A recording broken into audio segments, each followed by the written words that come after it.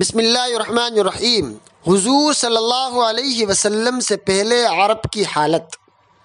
حضور صلی اللہ علیہ وسلم سے پہلے عربوں کی مذہبی اور اخلاقی حالت بہت زیادہ بگڑ چکی تھی۔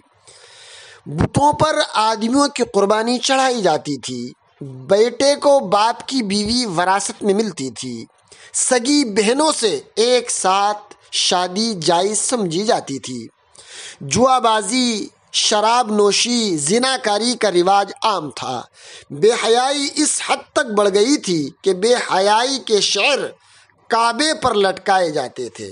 لڑائیوں میں لوگوں کو زندہ جلا دینا، عورتوں کا پیٹ چاک کرنا اور معصوم بچوں کو قتل کرنا گناہ نہ سمجھا جاتا تھا۔ بعض قبیلے بچوں کو زندہ دفن کر دیا کرتے تھے۔ سود کی نحوست میں پورا معاشرہ ملبس ہو گیا تھا۔ لڑائی اور جنگ ہفتوں اور مہینوں نہیں بلکہ سال ہا سال چلتی رہتی تھی۔ ان سب کے علاوہ ان کے عقائد انتہائی بگڑ چکے تھے۔ خانہ کعبہ جو صرف اللہ تبارک و تعالیٰ کی عبادت کے لیے بنایا گیا تھا، اس میں 360 بت لگا رکھے تھے۔ بعض لوگ بالکل ننگے طواف کرتے تھے۔